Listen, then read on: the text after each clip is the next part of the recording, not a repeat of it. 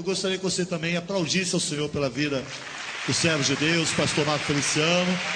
Amém? E que Deus continue te abençoando.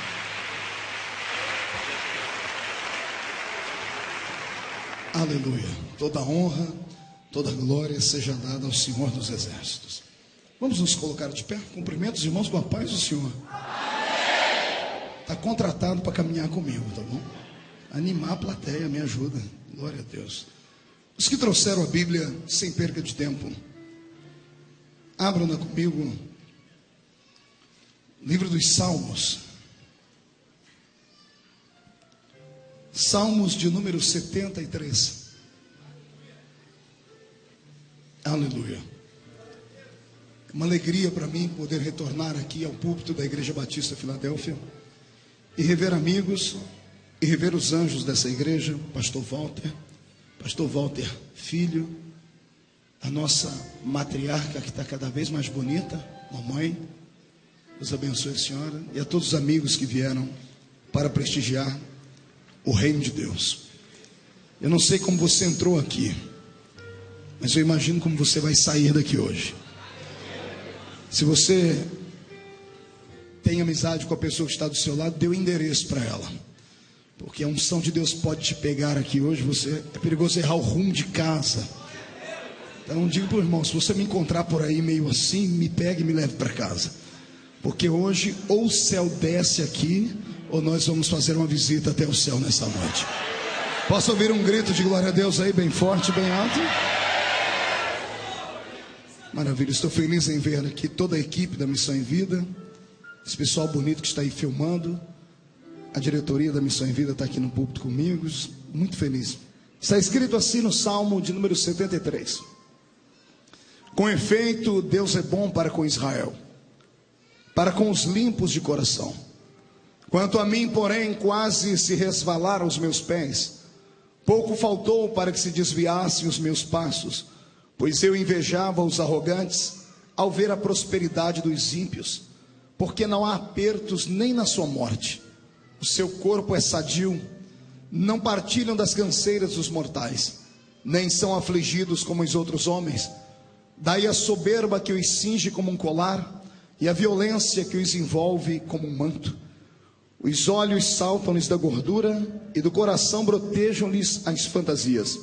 Motejam e falam maliciosamente, da opressão falam com altivez. Contra os céus desandam a sua boca, e a sua língua percorre a terra.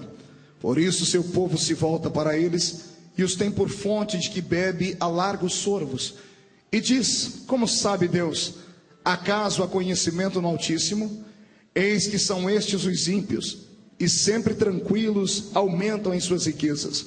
Com efeito, inutilmente conservei puro meu coração, e lavei as minhas mãos na inocência, pois de contínuo sou afligido, e a cada manhã sou castigado. Se eu pensar em falar tais palavras, já aí teria traído a geração dos teus filhos.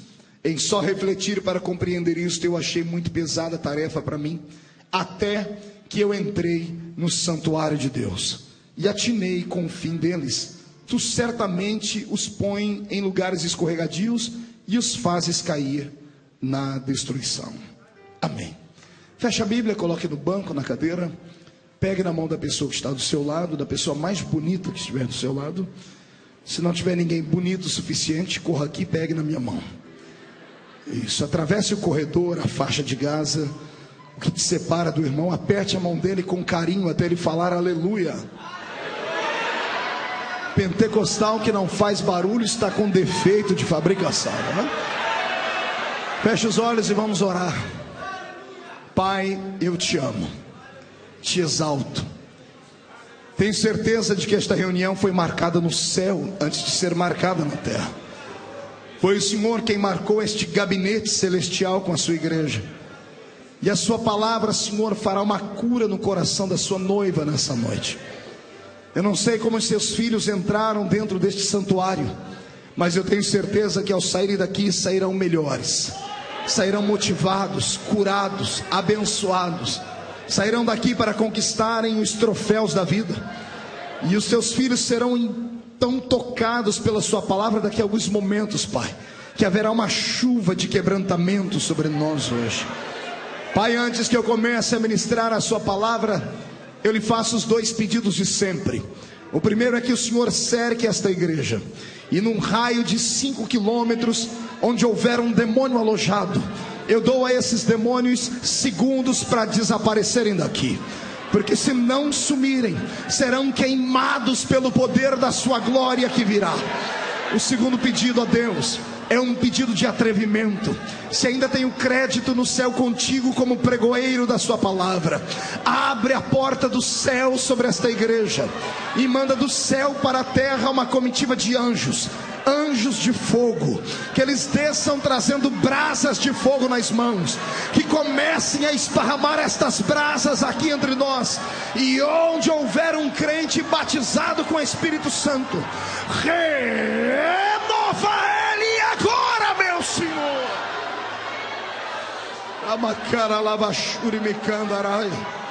Fala conosco, inunda o nosso coração. Tu não precisas do homem para nada, tu és onipotente. Mostra a sua onipotência hoje, em nome de Jesus. Amém, amém e amém. Antes de se sentar, levante um dedo de profeta para cima comigo. Aponte para o irmão que está do seu lado e diga para ele: escute aqui, cidadão, é hoje, não foi ontem e nem será amanhã, é hoje, o dia em que Deus reservou para responder as tuas perguntas. Então se segure, prepare o lenço para quando chorar. Se não trouxe lenço, prepare a manga da camisa, a ponta da gravata, porque hoje você sai daqui transformado pelo poder da palavra. Só quem crê nisso, uma salva de palmas a Jesus e tome o seu assento. Aleluia. Tomeis assento, por gentileza. Eu pedi ao Senhor uma palavra para esta noite, e essa noite é diferente de algumas noites que eu costumo pregar. Tem dias que a Bíblia está muito grande e a gente não consegue encontrar nada dentro dela. E hoje várias mensagens brigaram dentro da minha mente para que eu pudesse entregá-las, mas uma só desceu ao coração, e é a mensagem que eu vou pregar para você hoje. Talvez pelo dia de hoje, toda vez que o céu está nublado e a chuva cai, o dia fica meio triste. Não sei se você já percebeu isso. Todas as vezes que cai uma chuva muito forte, o céu fica acinzentado e a gente fica melancólico por natureza. Acredito que por causa disso o Senhor me trouxe à memória este texto, e este texto fará um grande milagre na sua história. Eu quero pregar hoje debaixo do tema socorro no santuário, e depois do socorro, o milagre que vai encontrar a sua vida. Aqueles que me acompanham há algum tempo sabem que eu não sou um pregador do evangelho comum. Eu sou um contador de histórias. O Senhor me deu esse talento. É um talento bonito, é um talento diferente. Acredito que eu herdei isso, pastor Walter, de Jesus. Jesus era um grande contador de história. As suas parábolas envolviam o coração do povo e até as crianças paravam para ouvi-lo. E hoje eu quero aqui, mais uma vez, narrar uma história bela para você. O Salmo 73 é um destes salmos que quando passamos os olhos por ele, o nosso coração treme. Dá um certo calafrio, um desconforto. Por quê, pastor? Porque geralmente procuramos no livro de Salmos palavras doces. Procuramos salmos como o Salmo 23, como o Salmo 91, como o Salmo 126, o Salmo 51. São salmos que usamos em momentos de dificuldade, proclamando assim a poderosa unção de Deus sobre a nossa vida. O livro de Salmos é um livro de alimento para a nossa alma. São cânticos, são músicas, sonetos e sonatas que o Senhor Deus deu aos seus poetas, e eles versejaram e escreveram para nós. Mas o Salmo 73, ele é atípico, é diferente dos outros, porque eu não tenho aqui neste salmo muita alegria. Pelo contrário, tem muita tristeza nele. Tem um homem desabafando com Deus. Eu não sei se ele pensava em escrever este salmo para a posteridade. Eu acredito que ele estava passando por um momento de muita dificuldade, e ele resolveu, ao invés apenas de orar, colocar a sua oração por escrito, para depois meditar naquilo que ele havia escrito. E o homem que escreveu este salmo não foi um salmista comum. Aliás, nenhum dos salmistas eram comuns, mas este tinha um quê de diferente. Ele tinha dentro de si a mesma unção que tinha o maior de todos os salmistas, que era o rei Davi. Também ele viveu na época de Davi. Ele aprendeu a versejar com Davi. A unção que estava sobre o homem segundo o coração de Deus desceu sobre ele. O escritor deste salmo é Asaf, e o nome dele significa Deus dele se apoderou. Asaf deixou para nós um legado de 12 salmos. Ele escreveu o salmo de 50 e depois dos 73 ao 83. Se você pegar os salmos de Asaf e compará-los com Davi, você vai ver que eles tinham a mesma prédica, a mesma oratória, a mesma maneira de se expressar. Falavam em primeira pessoa e usavam sempre uma intimidade que chega a dar em nós, entre aspas, uma inveja santa. Quisera eu ter a intimidade que esses homens tinham com Deus. Mas o Salmo 73, como disse, sendo escrito por Asaf, aquele por quem Deus se apoderara, é estranho, porque ele está contando aqui momentos de angústia e de tribulação. Ele está dizendo que Deus é bom para com todo mundo, inclusive para com a nação de Israel. E quando ele resolve no primeiro versículo dizer que Deus é bom para com todos, para com a nação de Israel, é como se ele estivesse dizendo: Deus é bom para com todos, menos comigo. É como se ele estivesse dizendo: Deus guardou alguns e me deixou à margem da história, no meio da vida, no meio dos problemas e das angústias pessoais. O que eu vejo aqui é um homem angustiado, frustrado, passando pelo vale da sombra da morte, sem ter ninguém que o ajude, atravessando os vales da existência sozinho. E a solidão, para aqueles que vivem e convivem com ela, sabem que não é apenas um sentimento. A solidão é um demônio. É um demônio que atormenta a vida da gente quando chega a calada da noite, quando vem a época do inverno, quando todos estão sorrindo na casa vizinha e a gente está trancado num quarto, esperando o sol raiar para que o dia continue. Aqueles que vivem debaixo de solidão não gostam de finais de semana, não gostam de feriados. Por eles trabalhariam 24 horas por dia se tivessem força para isso, porque sabem que isto é horrível. Talvez seja por isso mesmo que o Senhor disse que não é bom que o homem fique só. Precisamos ter sempre alguém do nosso lado. Mas eu não sei se você já caminhou pelo caminho da dor. Eu não sei se você conhece uma matéria chamada sofrimento. E nesta matéria, uma das artes dela é a arte da solidão, porque a solidão faz parte da nossa depressão natural. Todas as vezes que nos entristecemos, que nos frustramos, que sentimos um apunhalar de um amigo nas nossas costas, todas as vezes que o teto desaba sobre a nossa cabeça e o chão abre debaixo dos nossos pés, nós queremos nos esconder. Nós não queremos ficar perto de ninguém. Procuramos um cantinho e assim nós vamos ali chorar as nossas mágoas e meditar um pouquinho. Não sei se você já fez isso. Eu cansei de fazer isso. E eu pensei que eu era um ser humano anormal, até que eu li a Bíblia e descobri que grandes homens, na época das suas piores crises, eles também se isolavam. Elias um dia, depois de ter feito um grande milagre, se escondeu dentro de uma caverna.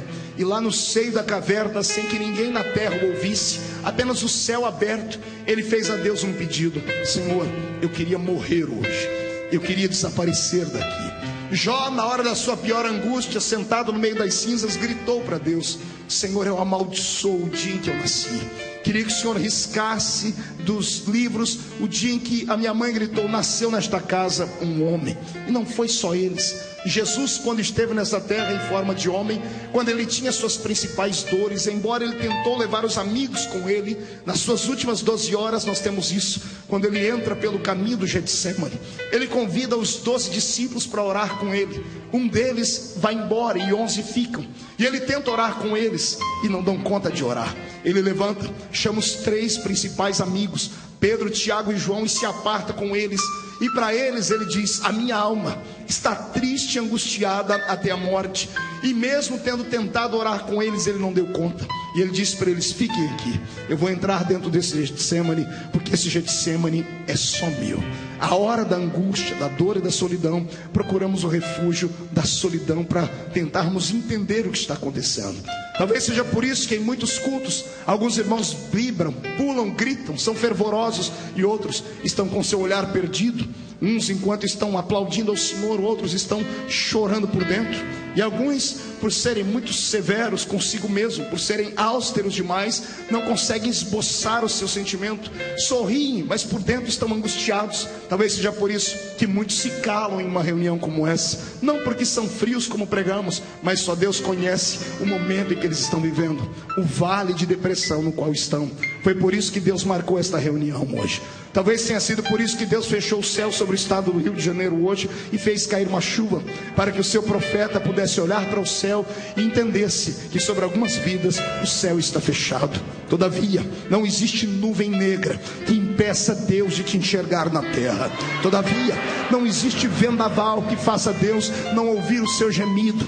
Por isso Deus marcou esta reunião hoje. Se prepare, porque daqui a pouco você não vai ouvir mais esta voz rouca aqui. Você vai ouvir a própria voz de Deus dizendo no seu ouvido: eu estou contigo no meio deste vale, eu atravesso com você aqui. Quero te dar uma lição. Eu aprendi neste meu caminhar com Deus que Deus só prova aquele que Ele quer aprovar. Talvez seja por isso que Ele te trouxe aqui hoje. Oxalá seja o fim da prova, e se não for, aguenta o tranco. Mais cedo ou mais tarde a prova vai abrir espaço para um pódio, e você que está aqui embaixo será colocado no pódio de Jeová e receberá da mão dele a chave da vitória, o prêmio que o Senhor preparou para ti. Quem concorda comigo, dê um sonoro grito de glória ao nome do Senhor Jesus. Eu estudei a biografia desse homem chamado Asaf e eu me apaixonei por ele. Se você quiser conhecer um pouquinho melhor a história dele, assista um DVD meu chamado Quebrando o Protocolo, e você vai conhecer a história do nascimento do ministério dele. Quando ele tinha entre 14 anos de idade e 15, ele se aproximou do rei Davi, quando Davi dançava ao redor da arca, quando a arca retornava para Jerusalém. Foi ali que ele recebeu este nome de Asaf, porque Deus se apoderou dele e ninguém conseguiu segurar o garoto. Ele rompeu a multidão dos levitas, correu até o rei. Os soldados deveriam ter matado ele, porque ninguém se aproximava do rei sem passar pela sua escolta, mas o garoto passou ileso. E quando ele tocou na mão de Davi e dançou ao redor da arca, a unção que estava sobre Davi repousou sobre ele. Às vezes vale a pena fazer loucura, principalmente quando você vê que ainda existe alguém que é diferente na terra. Se você vê Jesus atravessar a multidão, não olhe para a doença que está sobre você. Não olhe sobre as pessoas que dizem que você tem que ficar isolado e trancado num quarto. Se esconda a sua enfermidade, rompa a multidão, e nem que seja para você tocar nas orlas do vestido dele. Toque, e ainda que ele não te veja, ele pode não te ver, mas ele vai virar para trás e vai perguntar: alguém aqui me tocou? E quem foi que me tocou? Porque saiu virtude de mim. Rompa hoje a barreira do medo e toque no manto sagrado do Senhor, que está aqui hoje em forma da sua palavra. Você concorda comigo? Então dê mais um grito de glória a Deus, porque eu estou me aperfeiçoando com a palavra. Pois bem, como é que um homem de quem Deus se apoderou, como é que um homem que escreve 12 salmos, como é que um homem que tinha uma profissão, que eu não posso chamar de profissão, tenho que chamar de vocação, mas ele vivia desta vocação, podia estar passando um momento tão triste como esse aqui, pastor Joelson? Não dá para entender. Porque primeiro, ele era levita. Diga comigo, levita. Não, murcha a barriga, estufe o peito, diga levita. Quantas vezes nós estamos na igreja e olhamos para os levitas que vão cantar e vimos que os levitas têm um lugar de destaque. Você viu? As irmãs vieram cantar e não cantaram embaixo, vieram cantar aqui em cima. Levita tem lugar de destaque. Olha esse levita aqui, ele é feio, mas está ali, no lugar de destaque, está tocando o seu teclado. É um levita. Todo mundo quer ser levita. Todo mundo quer ter um lugar de destaque. Todo mundo quer ter uma experiência profunda com o seu Deus na área levítica. E descobrindo a Bíblia, eu descobri que levita não é só aquele que canta. Levita é aquele que consagrou a sua vida ao Senhor. Então eu estou pregando nessa noite para uma geração de levitas. Levitas que são desafinados como eu, é verdade. E quando abre a boca para cantar, os vizinhos tapam o ouvido. Mas ainda bem que nós temos o Espírito Santo. E é Ele quem intercede por nós com gemidos inexprimíveis. Ele afina a nossa voz. E quando chega diante do Senhor, Deus olha para a gente e pensa que a gente é um rouxinol. Por isso que o Senhor escuta a sua voz de taquara rachada e ainda derrama sobre você um bálsamo de alegria. É por isso que eu te convido hoje a ser um levita do Senhor.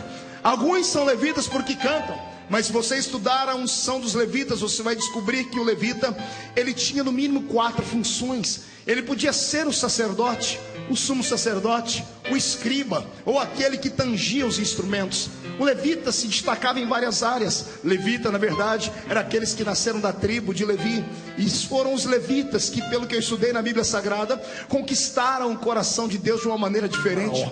Quando o faraó disse que todos os meninos hebreus deveriam morrer, as 11 tribos de Israel mais fortes simplesmente se isolaram. Ninguém casava e nem dava-se em casamento mais. Mas a minha Bíblia diz no livro de Êxodo, no capítulo 2, que veio um homem da tribo de Levi e desposou uma moça da tribo de Levi. Casaram-se e não tiveram só um filho, porque faraó falou que se tivesse um filho homem, ele iria morrer. Eles tiveram 2 filhos homem e uma filha mulher. Eu estou falando de Joquebede e Anrão, pais de Moisés, Arão e Miriam. Quando o faraó não queria que nascesse um menino, nasceu quase que um super menino, porque o garoto que nasceu tinha tanta intimidade com Deus, que até conselhos para Deus ele dava. Deus olhou para a terra um dia e disse: Moisés, eu vou matar todo mundo que está embaixo. E Moisés entrou na frente e disse: se eu fosse o Senhor, eu não faria isso. Porque o que vão dizer as nações? Que o Senhor é um Deus impaciente, que o Senhor orou, criou Israel e não deu conta de segurar e quer matar. Deus coçou a cabeça, olhou e disse: você tem razão. Então fale para o povo que ninguém morre, manda eles marcharem, porque a vitória está com eles. Foi a tribo de Levi quem teve coragem, porque levita é corajoso por natureza. É por isso que quando eu prego só para levitas. É claro que no nosso meio nós temos alguns rubenitas, nós temos gente de toda a tribo aqui. A tribo de Israel era composta de 12 tribos. Eu descobri a 13ª. A 13ª tribo é a tribulação. O que tem de crente que pertence a essa tribo, dê uma olhadinha para a cara do seu irmão e vê se ele é dessa tribo aí. Pastor, como é que eu detecto ele? Se ele tiver com o nariz comprido, me olhando torto e desdenhando, é um crente da tribulação. Agora, se for um crente da tribo de Levi, ele já não vê a hora de eu dar umas rajadas de graça aqui, para ele entrar no reteté de Jesus desse ambiente aqui. Quem é da tribo de Levi, dá um grito de vitória! Oh, glória! Como eu disse, a tribo de Levi é uma tribo de corajosos. É tribo de quem? Não ouvi direito. Tribo do quê? Desculpe, eu estou com um problema no meu ouvido. Tribo do quê? Quem é da tribo de Levi aqui? Levante a mão de coragem para cima. Chacoalhe ela. Chacoalhe a mão. Coloque no ombro de quem está do seu lado. Tem que ter coragem. Ainda que a pessoa esteja com a cara de delegado de justiça, coloque a mão no ombro dele e agarre o ombro dele. Chacoalhe ele até ele ficar irritado agora. Diga para ele: tem que ser da tribo de Levita. Se for da tribo dos levitas, você é corajoso. E quem é corajoso traz a glória de Deus para a terra. Quem concorda comigo, adore ao Senhor.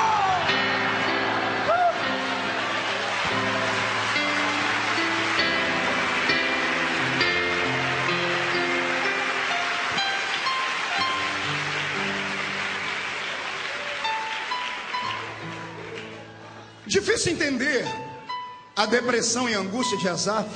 Ela era a história dos levitas, porque ele era um levita. Olha o que eu li na Bíblia, Números 18 e 20, não precisa ler, eu leio para você. Disse também o Senhor a Arão: na sua terra herança nenhuma terás, e no meio deles nenhuma porção terás, porque eu, Arão, eu Senhor, eu sou a tua porção e a tua herança no meio dos filhos de Israel. Você entendeu aqui? A princípio da tristeza, o Senhor está dizendo assim: Arão, todas as tribos vão ter herança, todas as tribos vão ter o seu presente, mas vocês que são levitas não vão ter herança nenhuma na terra.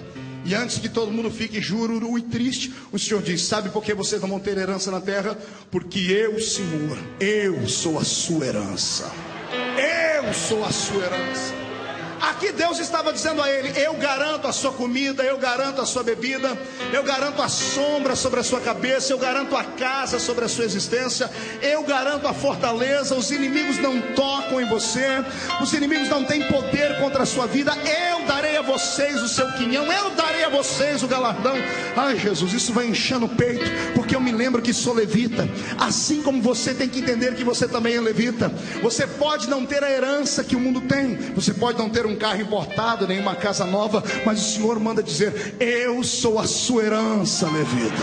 Eu te dou aquilo que você precisa, eu te dou o seu sustento e coisas mais. Lendo essas promessas, entendendo que Asaf era um escritor que herdou a unção de Davi, que tinha tanto, eu questionei: Deus, por que ele está tão triste aqui? Ele está dizendo que o Senhor é bom para todo mundo, menos para ele. E pior não é isso. Ele diz que os pés dele quase se resvalaram. Usando o texto normal, o pé dele quase se desviou. Desviou do quê, pastor? Dos caminhos do Senhor. Detalhe, ele não é um adolescente, não é um garoto de 18 anos de idade. Neste dia aqui, ele tinha quase 70 anos de idade. Como é que um ancião, alguém que experimentou Deus de todas as formas, no final da sua vida, com toda a experiência, tem coragem de escrever um salmo como esse? Tem coragem de deixar para a posteridade que ele também passou por um vale tão grande que ele quase se afastou de Deus? Se ele, com quase 70 anos, que tinha e pertencia à folha de pagamento de Deus, que tinha tudo para ser um homem feliz, estava triste, eu não sou ninguém para lhe acusar. Eu tenho que tentar entender o que você passa. Talvez seja por isso que muitos na igreja não conseguem sobreviver, porque alguns que não conhecem vale, não conhecem tristeza, olham para os demais e querem julgar, querem entender por que a pessoa passa por tanta angústia e não consegue firmar os seus passos. Eu quero que você, a partir de hoje, nunca mais acuse ninguém. Se você puder colocar o seu ombro debaixo de alguém, faça isso. Se você puder ter uma palavra de motivação, faça isso. Porque nós não somos robôs, não fomos feitos todos iguais. Cada um de nós tem a sua identidade própria. Cada um de nós tem a sua identidade e a sua individualidade. Cada um de nós é uma caixinha de surpresa diante de Deus. Não somos iguais em nada. Podemos ser aparentes na aparência. Ou melhor, a nossa aparência pode ser até semelhante à do outro, mas por dentro somos completamente diferentes. Então eu acho e acredito que seja por isso que Deus é um ser tão misericordioso, porque Ele nos entende. E quando Ele olha aqui nesta noite, Ele sabe muito bem porque que você está assim. E hoje Ele vai te explicar como sair dessa situação. Porque Deus não te leva para um vale e te abandona lá. Deus é um general passivo e amoroso. É diferente desse exército que nós temos na terra. Porque o nosso exército chamado igreja na terra, quando vê alguém doente, caído e cambaleando, nós queremos abandonar a pessoa no meio do caminho, ou dar um tiro de misericórdia e matar a pessoa. É isso que fazemos. Mas Deus não. Ele é um general que quando vê um dos seus soldados feridos, ele volta e coloca no ombro esse soldado ferido e carrega ele para uma estalagem para ser curado. Eu quero profetizar sobre a sua vida agora e dizer no nome de Jesus, que ainda que um sacerdote te abandonou no meio do caminho, levita, ainda que um outro levita te abandonou no meio do caminho, há um samaritano sentado em um grande cavalo, e o trote dos pés deste cavalo já estão se aproximando de você, e ele manda dizer que na rua você não fica. Ele coloca você em cima do cavalo e vai curar as suas feridas, e vai te levar para uma estalagem, e vai pagar para alguém curar a sua história, e você que estava indo para o deserto vai voltar para a terra da misericórdia. Quem concorda comigo, dê mais um grito de adoração ao nome do Senhor Jesus. Foi depois de tantas perguntas como essas que eu aqui lancei, que eu entendi porque é que esse homem estava passando por esse momento de dificuldade. E eu entendi que Deus não chama super-homens para sua casa. Deus não chama mulheres maravilha para sua casa. Deus não tem super-heróis humanos. Deus tem seres humanos que são feitos da mesma matéria. Eu sou feito da mesma matéria que você. Fui fabricado com o mesmo barro, o mesmo pó. Eu não tenho uma estrela na testa, não sou melhor e nem maior do que ninguém. Às vezes as pessoas, quando olham para um pregador, para um cantor, pensam que ele é um super-homem. Só Deus sabe das minhas agruras e as minhas angústias, porque eu também passo por vales. A diferença talvez entre eu e você é essa: quando eu passo, eu sei aonde vou e sei a quem recorrer. Eu entro no meu quarto, tranco a porta atrás de mim, dobro o meu joelho e fico à sombra da cruz, esperando que o vento passe. Quando o vento passa, aí você se levanta de novo e dá a volta por cima. A diferença entre eu e você é essa: você passa pelo vale e quer ficar de pé, e o vento vai te arrastar para fora. Quando o vento vier, dobre o seu joelho, faça como o bambu, se incline, porque depois que o vento passar, você estará de pé de novo, em nome de Jesus Cristo. Mas foi agora que eu entendi tudo. Asaf estava passando por um problema pessoal. Ele tinha uma crise dentro do seu próprio coração. Ele estava vivendo um momento de angústia. E como foi que eu descobri isso? Nas entrelinhas, nas deixas da sua história. Ele está dizendo que o ímpio, de quem ele passou a ter inveja, não tem aperto nem na morte. Pergunte para o seu irmão: o que significa isso? Não ter aperto nem na morte. O que significa isso? Você não passar nem por angústias e dores na hora da morte. Asaf está se comparando ao ímpio que não teme a Deus, que não serve a Deus. E ele está dizendo: o ímpio tem uma vida melhor do que a minha. E às vezes nós fazemos esse julgamento também. Não é assim que fazemos? É assim que acontece conosco. Às vezes nós olhamos para uma pessoa, olhamos para outra, nosso vizinho, gente que trabalha conosco, e falamos: poxa, aquele ímpio ganha o mesmo salário que eu. E o que ele ganha? Ele tem uma vida melhor do que a minha, ele consegue um carro melhor do que o meu, ele faz festa todo final de semana. Eu trabalho na mesma empresa, ganho o mesmo que ele ganha e mal consigo manter a minha família. Às vezes nós olhamos para a pessoa que está do nosso lado e sabemos que ele é um bicheiro, é um drogado, é um drogalito, e falamos: poxa, eu estou na igreja e a vida dele parece ser melhor e maior do que a nossa. Às vezes somos colocados neste vale, e é Deus testando a nossa fé, para vermos se nós entendemos o verdadeiro segredo da riqueza. Eu estava hoje numa lanchonete conversando com uma irmã, e dizia a ela o segredo da riqueza, porque ela comentava conosco e dizia: olha, fazem 14 anos que o meu marido foi embora, eu criei a minha filha sozinha, eu trabalho, não tem vale que você não consiga atravessar. Eu quero que hoje você entenda que o maior tesouro do mundo está sentado dentro do seu coração em um trono, e ele não quer sair daí, é Jesus de Nazaré. Se nós passássemos a buscar mais a palavra, entenderíamos os milagres. A Bíblia diz assim a princípio: buscai primeiro o reino de... Não entendi, o reino de... E as demais coisas serão acrescentadas. O nosso problema é exatamente esse. Usamos esse versículo contrário. Buscamos primeiro as demais coisas e depois o reino de Deus. Queremos primeiro o segredo com o dinheiro, o segredo com o profissionalismo, e depois o reino de Deus. Inverta essa situação. Quebre esta soma matemática errada na sua vida e passe a buscar o reino de Deus. Encha a botija. Entre dentro deste culto e não fique aqui apenas assistindo a reunião. Toque o coração de Deus com o seu olhar, toque o coração de Deus com a sua voz, faça alguma coisa para que Deus te enxerga aqui no meio dessa multidão, para que Ele te enxergue, e então Ele dará a você algo que você ainda não recebeu, e aí você vai desfrutar aquilo que essa irmã sente, aquilo que outros crentes que você conhece sentem. Tem gente que não dá para entender, a gente olha para ele e só tem chinela havaiana para vestir, a roupa é rasgada, é rota, mora numa tapera velha e tem só 2 dentes na boca, o zagueiro e o atacante, mas entra dentro da igreja numa felicidade, numa alegria. Eles não sabem falar a língua portuguesa direito. Você vai chamar eles e dizer: vamos ler aqui na parábola de Jesus, no livro de Êxodo, ou no livro do profeta Albuquerque, que eu conheço muita gente analfabeta assim, mas há uma alegria tão grande dentro deles, que eles têm fé para saltar muralhas. Sabe o que é isso? A maior riqueza do mundo está dentro do coração deles, é Jesus de Nazaré. Para eles tanto faz como fez. Se eles estão desempregados, eles estão dizendo: Deus está me provando para eu ir para a oração. Se estão empregados, o Senhor me deu emprego para eu dizimar na sua casa. Se estão doentes, estão dizendo: Deus quer fazer um milagre e quer que o nome dele seja glorificado, porque ele é Jeová Rafá. Se estão com saúde, eles dizem: eu não fico doente, porque Jesus levou sobre si todas as minhas enfermidades. Se eles têm tudo, eles dizem: nada me separa do amor de Cristo. E se estão em falta, dizem: nem a profundidade me separará do amor de Cristo. É por isso que a maior riqueza chama-se Jesus. Eu queria que você fizesse um teste agora. Olhe nos olhos do seu irmão, convida ele e veja se você consegue enxergar um brilho de Cristo dentro dos olhos dele. A gente consegue perceber quem é feliz só de olhar nos olhos dele.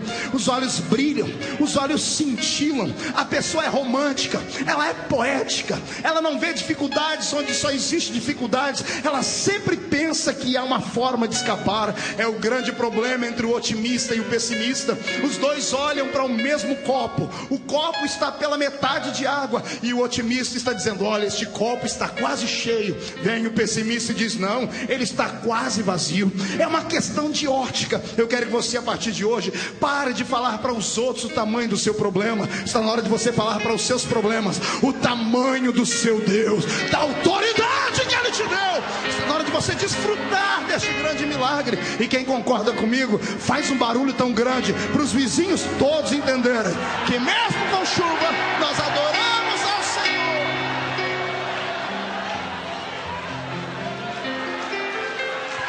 Aleluia!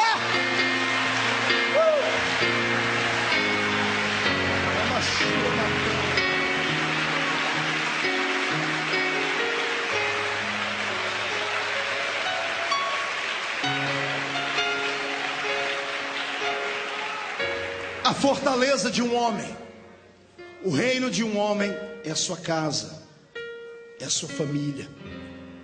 Se tudo vai bem na família, a gente aguenta tudo, a gente atravessa os buracos. Se a família está do nosso lado e todo mundo tem saúde, a gente vai embora, a gente arruma força. O nosso legado estando com saúde, vendo os barrigudinhos crescerem, ou comendo jiló, ou comendo uma comida muito cara, não importa. O que importa é a família estar unida. Mas quando a família é atingida, aí esmorece o guarda da casa. Foi isso que aconteceu com Asaf. Ele tinha chamada, e a chamada do profeta da casa, do levita da casa, era forte. Mas e a sua família? E a sua família que não tinha a mesma chamada dele? Embora fizesse parte da história do seu ministério, a família não tinha a mesma responsabilidade do que ele, de ir ao templo, de consagrar ou de fazer isso ou aquilo. Era apenas a extensão da vida dele. E a história diz que Asaf, no dia da inauguração do templo de Salomão, com 60 e poucos anos de idade, quase 70, quando terminou aquele culto, do lado de fora do templo, todas as pessoas cumprimentando o rei Salomão, cumprimentando a gama de homens importantes que ali estavam, as pessoas pegando na mão do maestro da grande música da inauguração do templo, dizendo: olha, nós nunca vimos nada igual. Você regia o santuário, você regia os músicos, e a glória de Deus inundou a casa, ao ponto dos sacerdotes não conseguirem ficar em pé. Que música foi essa? Que salmo foi esse? E eu imagino as pessoas dando os parabéns, dizendo: olha, parabéns Asaf, nós nunca vimos alguém com uma unção tão grande, com uma unção tão forte. E foi aqui que começou tudo a acontecer para que ele entrasse em depressão. Foi Jesus quem nos ensinou isso. O problema é que nós não aprendemos.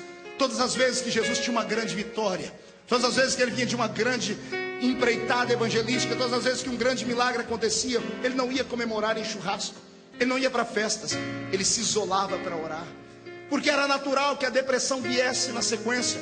Não sei se você já parou para pensar nisso. Elias acabou de matar 850 profetas, 450 de Baal e 400 de Azera.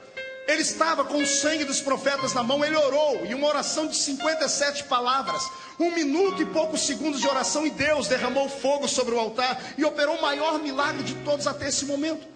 E sabe o que acontece com ele? 20 minutos depois, está correndo e vai embora, e se esconde no meio do deserto, e vai para dentro de uma caverna e pede a morte. Por quê, pastor? Porque sempre que temos uma grande vitória, parece que o diabo nos atinge. E o diabo atinge a gente com flechas. Parece que ele olha para a gente e diz assim: você venceu agora, você ganhou uma parte da batalha, mas a guerra ainda está por vir. Parece que o diabo trama contra nós, e sempre que há uma grande vitória, se prepare em oração, haverá sempre uma grande retaliação vindo atrás. E Asaf não estava talvez preparado para isso. E quando ele fechou o templo de Salomão na inauguração, ele foi andando pelo meio da cidade, porque o templo ficava no centro da cidade, e todo mundo sabe que no centro das grandes cidades só moram os grandes ricos, os fazendeiros, os latifundiários. E quando ele foi passando pelas casas dos homens ricos, ele viu festa. Ele viu os homens saírem nos seus carros, puxados por cavalos árabes. Viu os príncipes, as princesas. Viu o próprio rei Salomão sair com a sua comitiva. De longe ele viu os fogos do palácio do rei. A inauguração foi perfeita. As pessoas estão comemorando a sua grande festa. E Asaf vai embora para sua casa andando a pé, sem ninguém. Por quê, pastor? Porque ele era um levita. Levita não tinha riqueza, levita não tinha carro, levita não tinha roupa bonita. A roupa que ele usou na inauguração do templo foi a roupa que o pai dele usou, que o avô dele usou, que possivelmente o tataravô dele usou, porque era uma roupa de festa, era uma só para cada levita. E enquanto ele caminhava pelo centro da cidade, ia em rumo à casa dos levitas, que ficava à parte da cidade, ele foi passando pela casa dos ricos e viu as festas, e viu os filhos dos ricos caminhando, e viu as pessoas se alegrando, e ele está sozinho. E quando ele caminha para sua casa, mesmo tendo 3 filhos, que segundo a Bíblia Sagrada, ou melhor, 4 filhos, 3 filhos de uma filha, Zacur, José, Netanias e Azarela, eram os 4 filhos dele. A tradição dos hebreus diz que um deles era doente, e eram tão doentes que não podiam se locomover. No maior feito do pai, eles não estavam todos juntos. Mesmo sendo citados na Bíblia Sagrada como filhos do grande músico, não estavam todos ali. No maior momento da sua vida, no momento da consagração do seu ministério, ele está sozinho. E ele não tem um cavalo para levar os seus filhos naquele tempo. E quando ele chega no arraial dos levitas, ele olha para a sua casa. E a casa dele era uma casa, embora fosse uma casa digna de se morar, era uma casa velha. Mas quando ele andou pelo meio das praças de Jerusalém, ele viu as casas dos ricos. Ele viu a casa dos grandes homens, dos latifundiários, dos fazendeiros. E ele viu suas casas bonitas, gigantescas, bem aparelhadas, cheias de festa. Quando ele chega no reduto dos levitas, ele lembra que a casa que ele está morando é antiga, porque o pai morou ali, o avô morou ali, o bisavô morou ali. E ele começa a sentir a necessidade de ter coisas, ou dar coisas para os seus filhos, que ele nunca teve. E quando ele abre a porta da sua casa e entra dentro do seu casebre, a comida que ele iria comer naquele dia não era o cardápio que ele pediu a sua esposa para fazer, porque o levita só comia aquilo que as pessoas davam para ele comer. Todos os dias era uma surpresa. Alguém batia a casa do levita e dizia: olha, Deus mandou eu te trazer isso aqui para você comer. E ele começou a se sentir não como um herdeiro de Deus, mas como um pedinte de esmola. Às vezes, quando somos obreiros de Deus, somos levados a pensar isso também. Temos uma vocação divina, ouvimos a voz do profeta, e as pessoas dizem: você tem vocação, você vai chegar lá. E a gente acredita, e cegamente se joga no reino de Deus. E de repente, você vê que todas as pessoas prosperam, e você que se lançou para viver da fé começa a ser mutilado, começa a ser execrado. Eu lembro disso na minha vida, quando deixei um grande trabalho para trás e fechei a matrícula na faculdade de Direito. Eu comentava com os irmãos esses dias, eles perguntaram por que eu não prego em certo estado do Brasil. Eu disse: porque todas as vezes que eu ouço o nome desse estado, meu coração treme. Porque todas as vezes que eu lembro do nome desse estado, eu lembro que foi ali que me fecharam portas, porque eu pregava falando a verdade. E por causa dessas portas fechadas, eu fiquei 2 meses sem nenhuma agenda. E na metade do segundo mês, a minha filhinha me pedia leite, eu não tinha leite para dar a ela. E eu me lembro da minha filha chorando, pedindo: pai, eu quero beber leite, eu não tinha leite para dar a ela. É a angústia, a depressão que bateu no meu peito, a ira, a raiva, a vontade de chutar tudo. E o diabo do meu lado dizendo: se você tivesse estudado, se você tivesse continuado trabalhando naquele trabalho, você teria tudo para sobreviver. Você seria um vencedor, seria um médico, seria um advogado, seria alguém importante, que você tem inteligência. E aí você começa a ver o seu reino desmoronar. E aí o efeito da fé passa. O efeito da chamada, que é metafísica, desaparece. E por um momento você começa a olhar com os olhos dos homens. E sabe qual é o sentimento que vem aqui dentro? Inveja, dor. E você começa a sentir náuseas pela sua chamada. E você começa a dizer: será que eu não errei? Será que eu não troquei os pés pelas mãos? Será que Deus me chamou para essa realidade de verdade? Eu estou pregando isso aqui porque o Senhor me disse que tem muita gente aqui hoje que tem vocação, tem muita gente que tem chamada. Eu estou pregando aqui para pastores que nunca pastorearam, para evangelistas que nunca subiram num púlpito ainda, mas que o coração queima. Estou falando para missionárias que ainda vão pegar o avião e atravessar esse grande oceano Atlântico e fazerem grandes obras para o Senhor. Estou pregando para levitas que vão viver da fé um dia. E você vai se lembrar dessa pregação quando você estiver passando pelo meio do vale sendo provado. E você vai ter forças para atravessar. Porque Deus às vezes nos deixa sozinho para experimentarmos a sua grande proteção. Deus nos deixa sozinhos para experimentarmos um grande milagre, a sua grande provação. Eu quero que no nome do Senhor Jesus você entenda que o Senhor não te abandonou. E a sua chamada é uma realidade. E que você não precisa entregar a carteirinha de pastor. E que você não deve deixar a sua chamada de lado. É só um momento de dificuldade. Daqui a pouco vai passar. O vento vai passar. E o Senhor vai confirmar a sua chamada. E você terá vontade de pregar 2 vezes mais. Agora você é só um gatinho acuado. Mas daqui a uns dias a unção do leão da tribo de Judá vai saltar dentro de ti. E você vai agarrar os demônios pelo chifre. Agora aguente o tranco. Quanto maior a chamada, maior é a dor dela. Quanto maior é a unção que Deus tem sobre a sua vida, maior é o preço que tu vais pagar por ela. E não espere que você será alguém que Deus não irá provar. Não espere ser alguém diferente. Não espere que Deus vai mudar esse estilo. Esse é o estilo de Deus. Eu só dou uma coisa grande para aquele que prova que merece. E o homem só prova que merece quando ele passa pelo vale apanhando, caído, arrastado, mas lá na frente ele dá um jeito de levantar e olha para cima e diz: eu sei que o meu Redentor vive, e em breve se levantará na terra.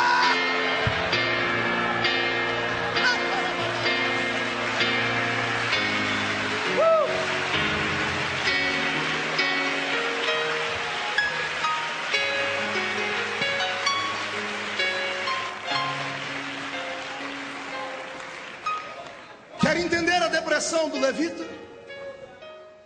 Feche os olhos. Eu te dou a tinta e você desenha o quadro que eu vou ditando. Entre dentro da casa dele comigo. Paredes feias, de pedras, caiadas, nenhum móvel bonito, mesas de madeira, cadeiras de madeira, cuias em cima da mesa. Comida, aquilo que trouxeram, resto de mesa de gente. Atravesse a sala, entre comigo dentro do primeiro quarto e veja a esposa dele, quase 70 anos, deitada na cama, inválida. E ele acordando ela depois da inauguração do templo, dizendo: filha, Deus desceu no templo hoje. A glória foi tão grande que os sacerdotes não conseguiram ficar de pé. Eu imagino ele dizendo aquilo que a tradição dos hebreus diz. A tradição diz que quando Deus desceu dentro do templo, todos os enfermos do lado de fora da casa foram curados. E quando ele diz isso, todos foram curados. Eu imagino ela dizendo: por que o Senhor não veio aqui e não curou a mim? Não curou o nosso filho que está no outro quarto ali, inválido? Eu imagino a dúvida batendo dentro da mente do grande profeta de Deus, agora do levita. E ele começa a dizer: o ímpio não tem aperto em nenhum momento da sua vida, mas a minha vida é por demais sofrida. Não tem aperto nem na morte, porque o rico tem dinheiro para comprar grandes volumes de terra, e até para comprar um caixão mais bonito ele pode. E a mim, que nem dinheiro para comprar uma urna para minha família tenho. Todos eram sepultados no mesmo buraco. Quando ele morresse, seria sepultado no buraco onde o pai dele foi sepultado, onde o avô dele foi sepultado, porque levita não podia ter nada. E ele está dizendo: não há aperto na sua morte. Como é que você se sentiria? Levante a cabeça. Eu era garoto, tinha os meus 15 anos de idade. E tinha uma irmã na minha cidade, a irmã Sebastiana, nunca vou esquecê-la. Uma mulher pequenina, simples, cheia de Deus. Mãe de 14 filhos, se não me falha a memória, 14 filhos. Todos afastados do caminho do Senhor na época, com exceção de 2. E um deles era meu amigo de infância, o Enoque, nome de profeta. E a gente chegava na casa da irmã Sebastiana e todos os dias ela colocava sempre uma sopa para a gente comer. Sempre ela tinha uma palavra de ânimo para a gente. Mas o fim da vida daquela mulher foi triste demais. Ela contraiu uma doença, um câncer. Mas não era um câncer na carne, era um câncer no corpo inteiro. Era um câncer que apodreceu ela da ponta dos dedos do pé à cabeça. Na última semana de vida dela, fui eu e o Enoque ao hospital visitá-la. Quando o Enoque entrou no quarto e viu a mãe respirando com dificuldade, ele saiu chorando. E eu fiquei ali. Para não acordá-la, eu estendi minha mão sobre ela e comecei a orar. Eu era um garoto. E enquanto eu balbuciava palavras, ela abriu os olhos e disse: Marquinho. E eu abri o olho e disse: sua irmã Sebastiana. Ela deu um sorriso meio amarelado e disse: que bom que você veio. Ela disse: cadê o Enoque? Eu disse: está lá fora. Eu não disse que ele estava chorando, porque ela iria chorar junto. E ela disse: o que você veio fazer? Eu disse: eu vim aqui orar pela senhora. Vim aqui pedir para Deus lhe dar força. E antes que eu falasse mais alguma coisa, ela parou a minha palavra e começou a dizer: você está firme com Jesus? Você sabe que o céu está próximo, né? E ela começou a me incentivar a não abandonar a fé. Eu fui confortá-la e ela começou a me confortar. E ela começou a me dizer coisas tão lindas sobre Jesus. E entre uma palavra e outra, ela fechava o olho e fazia um semblante de dor, mas ela não abria a boca, não gemia. E a enfermeira, momentos antes, havia dito: ela sente dores que ninguém consegue suportar. Ela estava tomando soro pelo dedo do pé, para você ter uma ideia, porque as veias do corpo dela estavam estouradas. Não conseguiam pegar uma veia do corpo dela. Ela tomava soro pelo dedo do pé. E quando eu via ela gemer, naquela época eu estudava ainda, e eu havia aprendido uma coisa interessante sobre ciências. Por que a gente grita quando a gente tem um susto ou quando vem uma dor? É uma mensagem que o nosso corpo manda para o cérebro. Por um momento, o nosso cérebro é interrompido. A dor se interrompe por milésimos de segundo. É por isso que quando gritamos, por um momento, parece que ficamos num vazio grande. A dor desaparece por milésimos de segundo. E ela gemendo, eu dizia assim: irmã Sebastiana, grita, geme, solta a voz. E ela dizia assim para mim: não posso. E eu falei: por que não? E ela me chamou para baixo. Eu coloquei o meu ouvido perto da boca dela. Ela disse: está vendo aquela mulher ali à direita? Sim. Ela disse para mim: ela não é crente. E ela perguntou para mim se o meu Deus me abandonou. E eu disse para ela que não. E ela disse para mim: eu quero ver até onde você aguenta aí com essa dor. Até onde você aguenta aí. Eu quero ver você gemer aqui dentro. Ela disse: eu não vou gemer, porque o meu Deus vai me dar força. E eu falei para ela: irmã Sebastiana, por que a senhora não grita, não dá atenção àquela mulher? Ela disse: não, se eu gritar, ela vai perder a salvação. Ela vai debochar do meu Deus. Então eu vou aguentar firme aqui, porque eu fico em silêncio e o testemunho vai fazer ela aceitar Jesus como Salvador. Isso me tocou muito naquele dia. Dias depois, a irmã Sebastiana foi sepultada. E enquanto eu entrava no cemitério, eu via a tristeza da sepultura de um pobre. Um mês antes foi a sepultura do magnata da cidade. 2 helicópteros sobrevoavam o cemitério soltando rosas, carros importados, e o presidente da república foi na minha cidadezinha, porque era um dos maiores alcooleiros de todo o Brasil. O homem tinha quase 5 usinas açucareiras, mais de 20 mil funcionários, carros importados, helicópteros por cima, aquela pompa. E agora veio o enterro da irmã Sebastiana. Meia dúzia de velhinhas do círculo de oração, eu com Enoque, a família, um caixãozinho mais ralé que tinha, uma cova aberta no meio da terra. E quando o caixão vai descendo, o círculo de oração se reuniu para cantar um hino para ela, de despedida. Enoque chorando muito. Quando terminou aquilo, eu fui subindo com ele por uma ruazinha do cemitério, e lá encostado numa parede está o coveiro. E o coveiro, escorado na pá, me chamou e disse: vem cá, moço, quem é que morreu aí? Eu disse: a dona Sebastiana. Ele disse: ela é muito importante. Eu disse: por quê? Porque eu nunca vi um enterro tão bonito. Eu disse: mas beleza do que o senhor viu? Ora, o senhor não viu? Quando entrou esse grupo de gente, atrás entrou um grupo de homens de branco, com queda. Ela é da Marinha. O pai dela é da Marinha. O marido dela está na Marinha. Os filhos dela são marinheiros.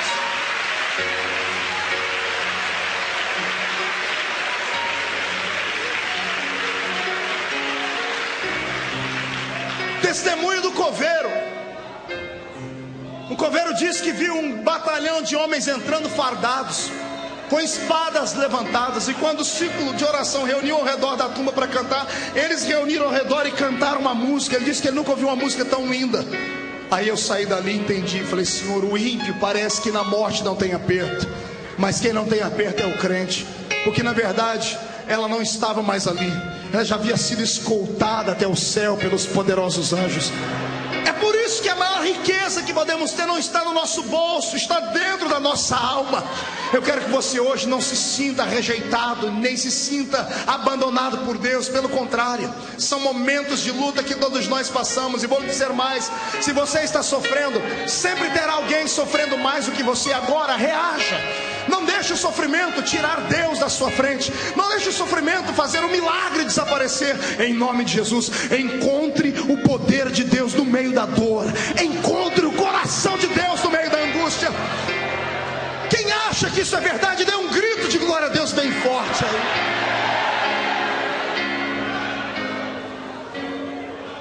Aleluia. Pedro grita no meu ouvido dizendo: o homem que espera em Cristo só para esta vida é o mais miserável de todos os homens. Sabe o que significa isso? Pedro está dizendo: se você vem à igreja só para ter uma cura, você é o mais miserável de todos. Se você vem à igreja só para ter a sua família unida, você é o mais miserável de todos. Se você vem à igreja só para buscar dinheiro para sua empresa que está falida se levantar, você é o mais miserável de todos.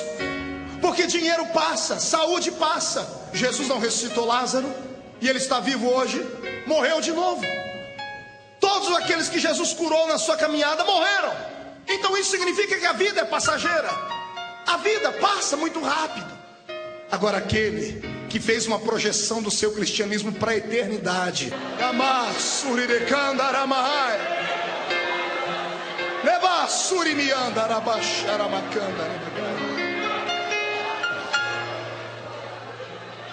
se você está de pé ainda, é porque você não foi testado o suficiente. Aguente, porque antes de você tombar em terra, Ele se levanta e te dá o troféu da vitória. Eu creio nisso, você crê nisso? Não conheço um homem de Deus, uma mulher de Deus que não traga no seu corpo as marcas da dor, do sofrimento.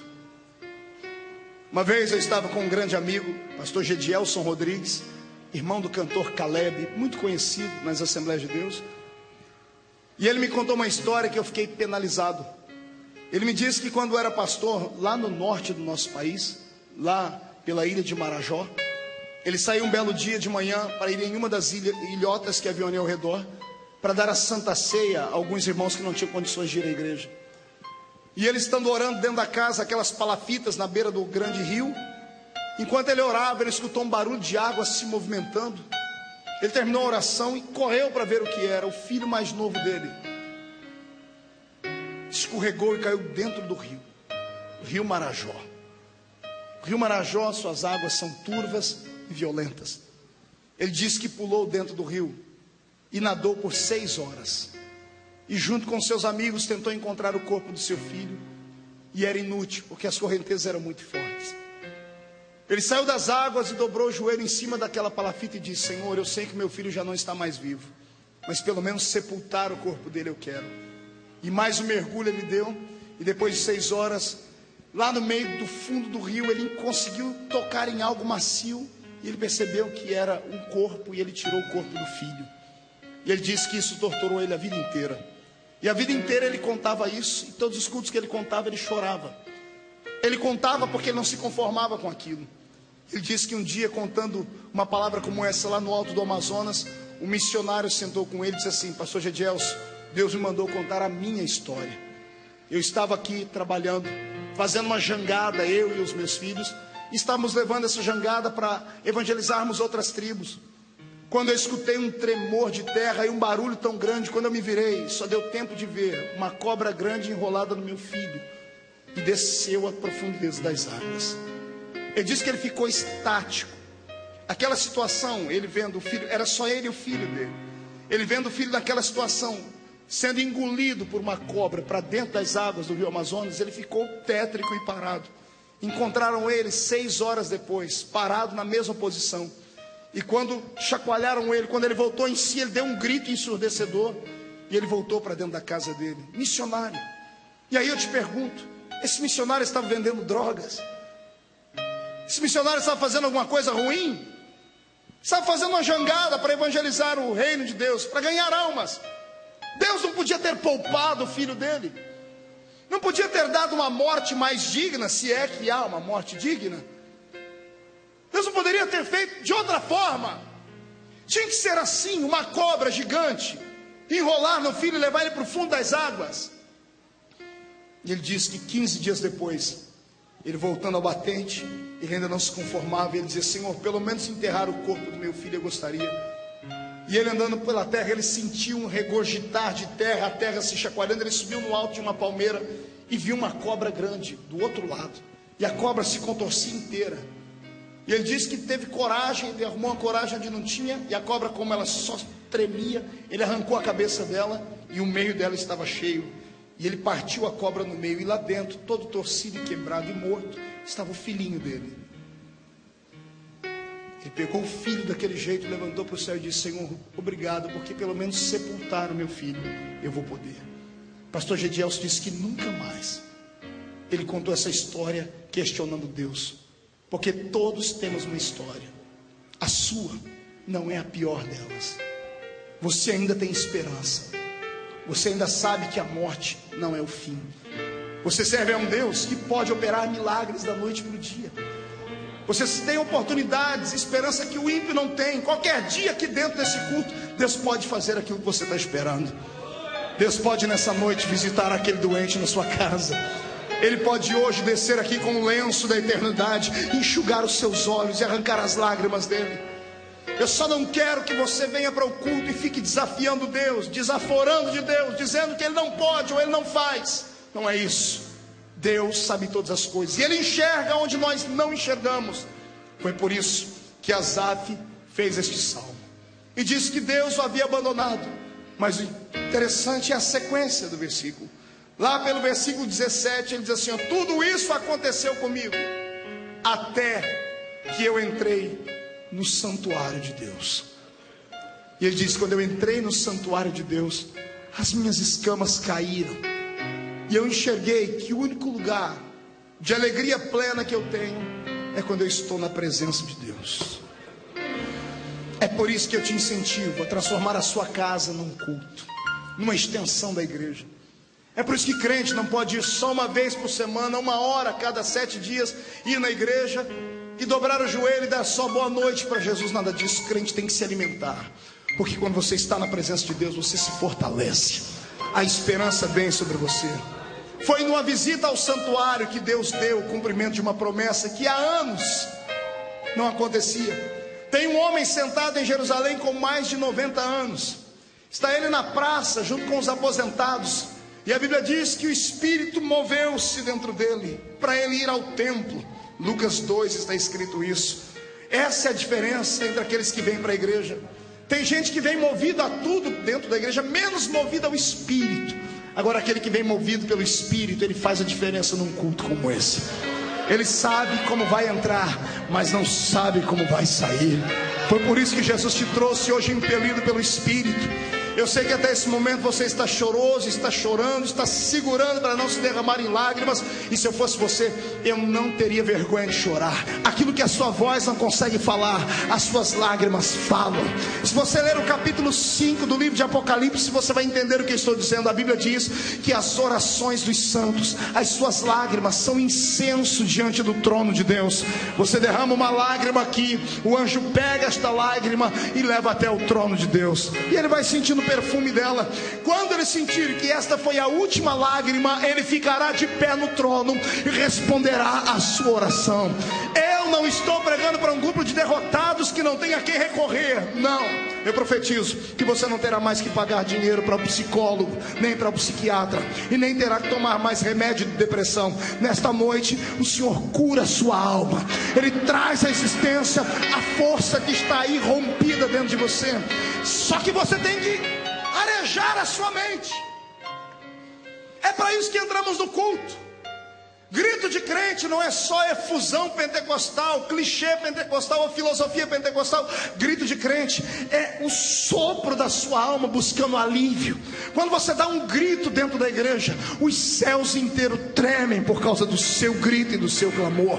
Quando você ora em línguas estranhas, você cochicha dentro do ouvido de Deus e fala coisas que ninguém entende, só Ele entende. Então eu te desafio nesta hora, eu te desafio a parar de olhar para os problemas, a parar de orar para o ímpio, a parar de olhar para aquele que tem, para aquele que pode, para aquele que fez. Eu quero que você fixe seu olhar na cruz, porque você também é merecedor de ajuda. E hoje, nem que o Senhor Deus tenha que mover do céu uma legião de anjos para te socorrer, Ele fará isso, porque você é importante para Ele. Deus não é como o homem mede você por aquilo que você tem no bolso. Se for rico tem oportunidade, se for pobre não, se for bonito é visto, se for feio não. Deus não, Deus mede você pelo tamanho da paixão que está dentro da sua alma nesta hora. Se você é como Asaf e cantou um cântico de tristeza como esse, comece a se alegrar, porque hoje você entrou no santuário de Deus, e aqui no santuário você está ouvindo a palavra, e a palavra vai te socorrer. Eu profetizo que as promessas de Deus que te foram feitas não vão morrer até que elas se cumpram na sua história. Não morre a promessa e não morre aquele que foi prometido. A enfermidade não te arrasta para a sepultura até que Deus não te dê alegria plena. Eu profetizo em nome de Jesus que o choro que está durando uma noite terminará, porque a alegria virá logo ao amanhecer. Eu profetizo em nome de Jesus que esta cara triste, feia, que está agora vestindo o seu rosto, vai dar lugar para alegria, porque você vai começar a sentir agora algo que o homem não pode te dar, que é a paz que excede todo o entendimento. Pastor, como é que eu faço para sentir esta paz? Basta fechar os olhos, colocar a depressão de lado e começar a dizer: eu sei que o meu Redentor vive e ele vai se levantar agora. Não me interessa se você está leproso, se você enterrou seus filhos, se a sua mulher te abandonou, se você perdeu a riqueza. O que me interessa é que mesmo leproso, sentado nas cinzas, você pode ficar de pé, e de pé você pode gritar para o céu: o meu Redentor vive e vai se levantar, vai se levantar, vai se levantar, vai se levantar. Você crê nisso? Então murcha a barriga, estufe o peito, olhe para o irmão do seu lado e diga: o meu Redentor vai se levantar. Não faça melhor, diga: o meu Redentor vai se levantar. Se você tem uma fé maior, diga: o seu vai se levantar ainda, diga: o meu já se levantou. Já se levantou. Quem acredita que o seu Redentor se levantou, adore!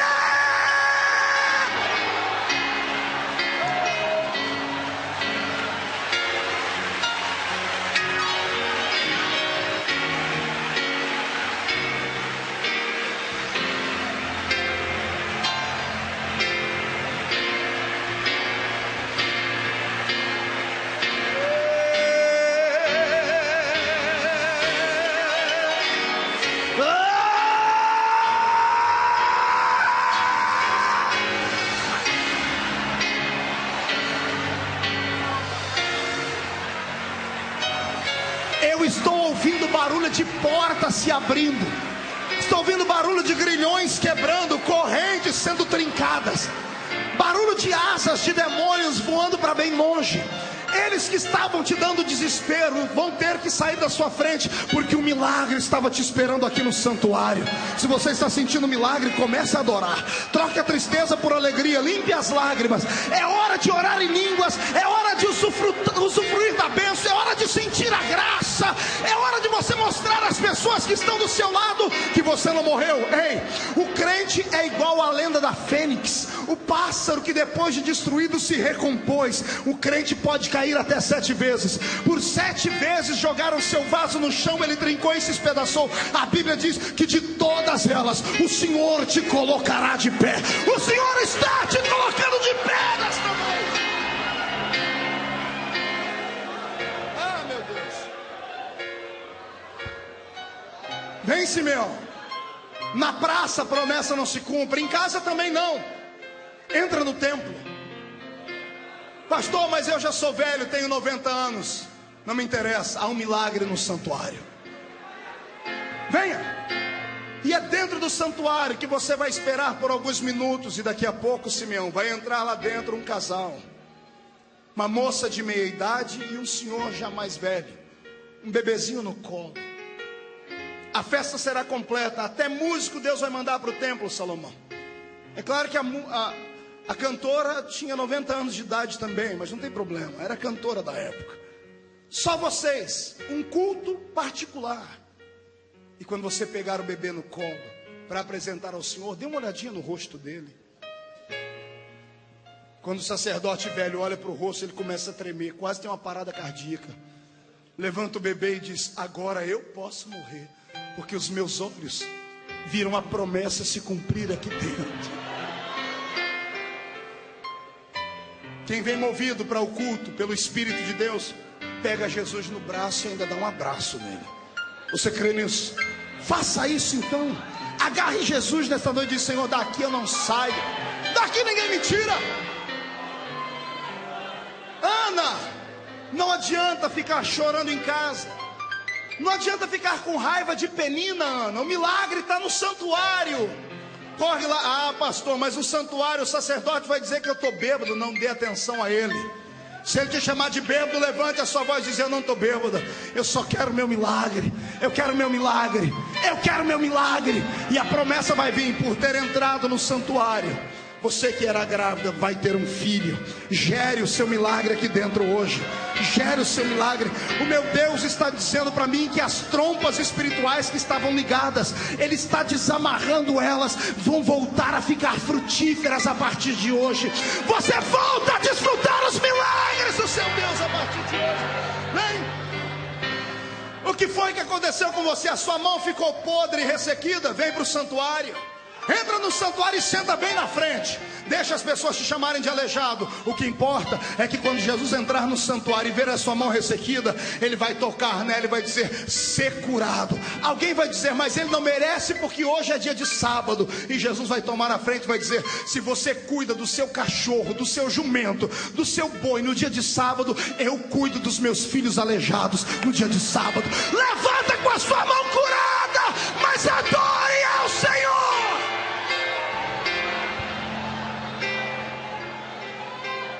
Está encurvada, mulher. Está carregando um peso em cima dos seus ombros. Ah, pastor, é maldição, são demônios, não me interessa. Vem para o santuário. Entra no culto.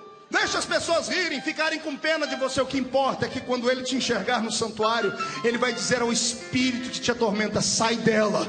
E você que estava inclinada vai se levantar e adorar ao Senhor, porque há um milagre te esperando aqui dentro deste santuário. Eu profetizo em nome de Jesus. Joabe, é para você, Joabe, esta palavra. Disseram que você merece a morte, disseram que você não pode viver. Então entra no santuário e sobe em cima do altar. Agarre as pontas do altar. Aqui no santuário, quem está no altar não pode ser tocado por homens. A morte vai ter que dar meia volta e arrumar outro para ela brincar, porque aqui no santuário tem um milagre de Deus te esperando. Quantos creem nisso? Quantos acreditam que esta é a noite do milagre? Dê um grito de vitória e diga: é uma noite de milagre. Diga: eu creio, eu creio, eu creio, eu creio. Sharamanagassuri mikandarai. Incline a sua cabeça e dê valor à sua igreja. Dê valor aos cultos da sua igreja. Dê valor à pequenina casa de oração no monte. Dê valor ao seu quarto de oração, porque o milagre está mais perto de você do que você pensa. É só um momento de dor. Asaf, vai passar. Asaf, não olhe para a dor, Asaf. Olhe para o dom que Deus te deu. Só você pode trazer Deus para dentro da igreja. Não olhe para o filho enfermo. Não é maldição. Não fique perguntando quem pecou, eu, meu marido ou meu filho. Pare com isso. Creia que você é alguém especial. E Deus vai te fazer o que fez comigo. Ele pode não responder todas as perguntas, mas Ele pode te ajudar a atravessar os vales. Eu quero te convidar agora a entrar comigo na presença de Deus. Mas eu não quero que você fique só no átrio. Você é levita, sacerdote. Levita atravessa o átrio, vem no lugar santo. Se tiver coragem, entra atrás do véu do templo e entra comigo no Santo dos Santos, porque a fumaça de Deus vai cobrir esse ambiente. Eu não preciso ser conhecido por ninguém.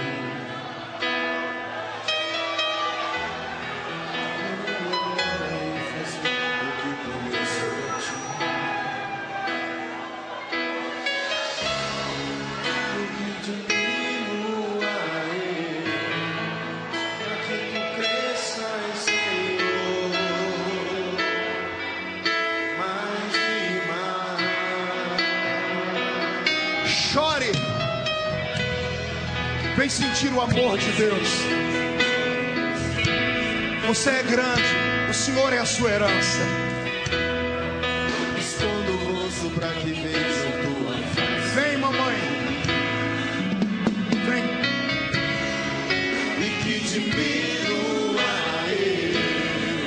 para que tu cresças, Senhor. Mais e mais, no Santo dos Santos, a fumaça me esconde, só teus olhos me veem. Debaixo de tuas asas é o meu abrigo, meu lugar secreto, só tua graça me basta, tua presença, meu prazer. No Santo dos Santos, a fumaça me esconde, só teus olhos me veem. Debaixo de tuas asas é o meu abrigo, meu lugar secreto, só tua graça me basta, tua presença é o meu prazer.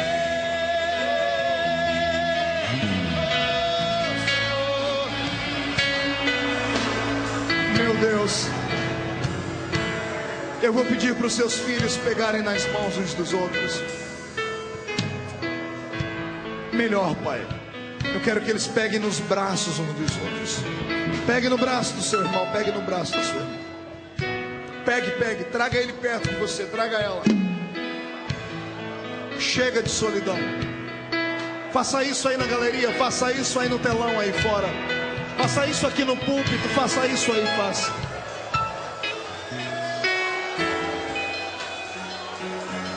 Deixa eu orar por você.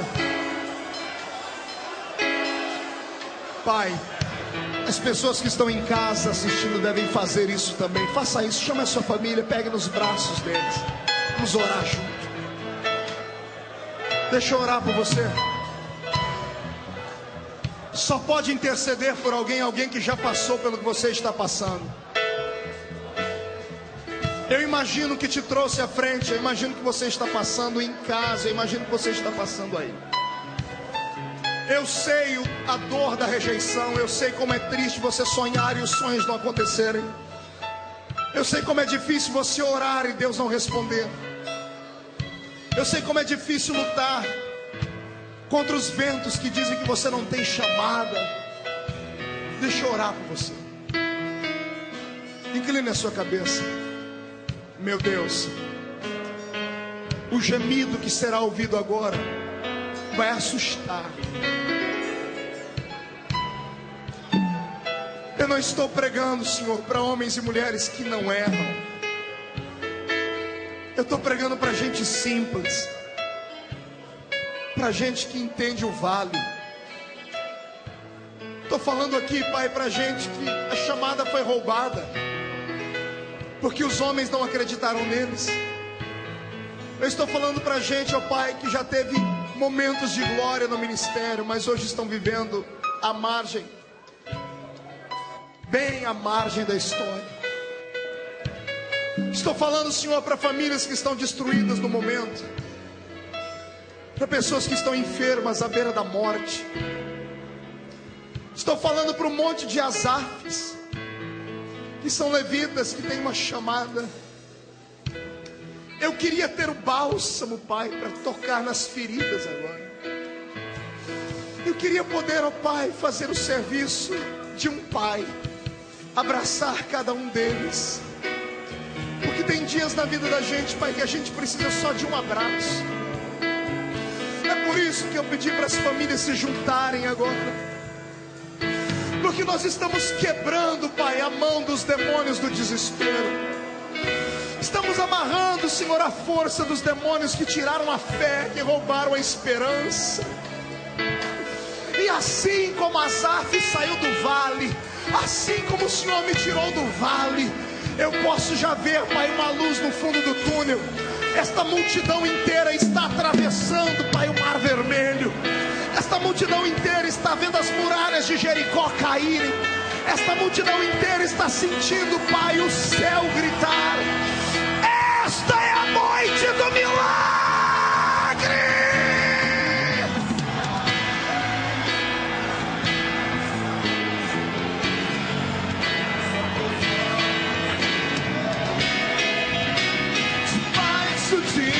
tuas asas é o meu abrigo, lugar secreto, só tua graça me basta, sua presença. Adore ao Senhor! A fumaça Meu Deus, meu Deus, meu Deus, meu Deus. Ai, Jesus, ai, Jesus. Enche este lugar. Adora!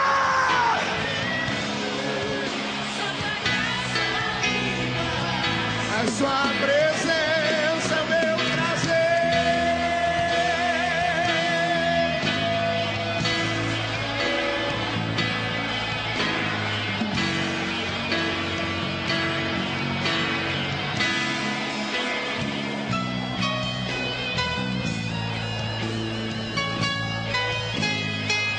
Isso, chore e grite. Comece a adorar, comece a adorar, comece a adorar. O milagre chegou, comece a adorar.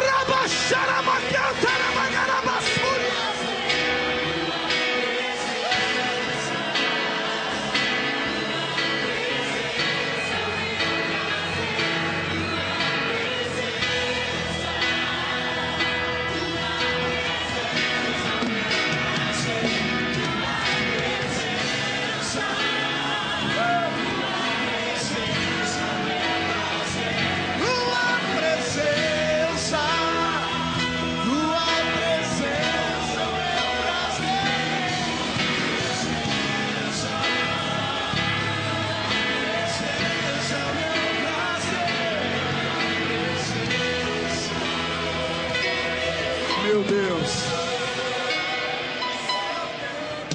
Levante as duas mãos para o céu.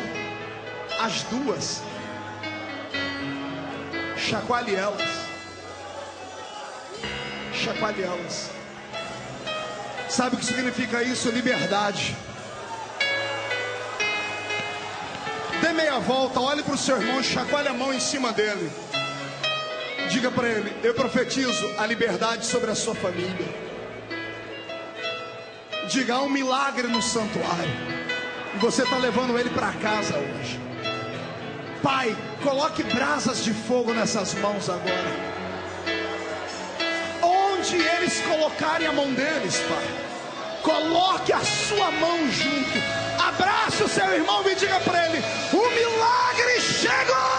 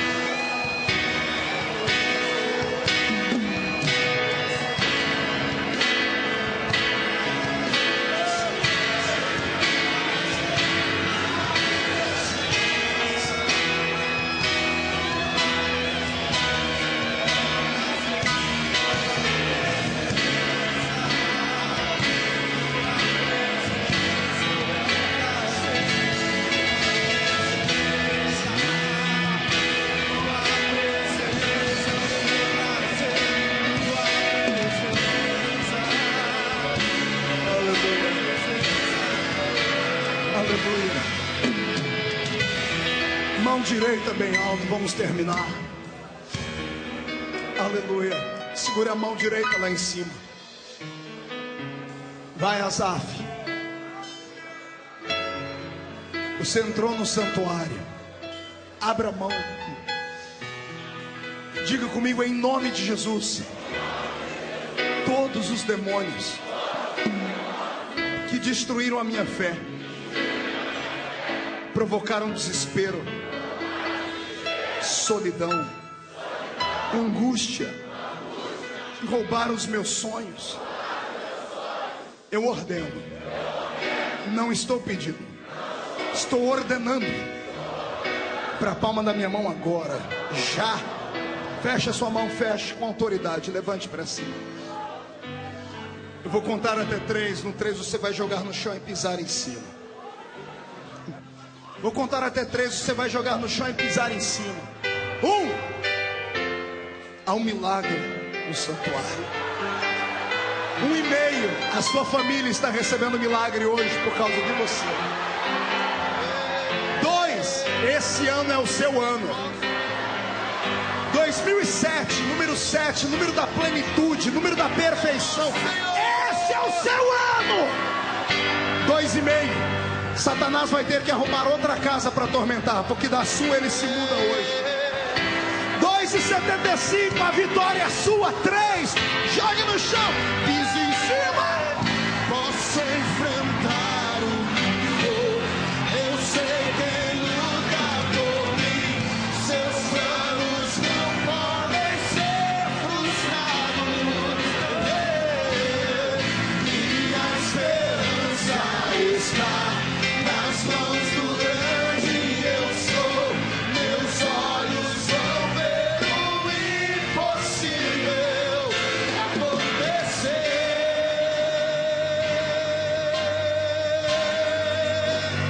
Deus da aliança, Deus. Cante, cante, cante. Realmente não, Senhor. Tudo pode passar, tudo pode mudar. Sua palavra vai se cumprir.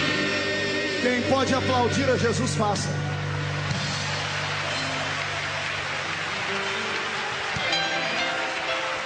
Quem pode aplaudir e gritar, faça. Quem pode aplaudir, gritar e saltar.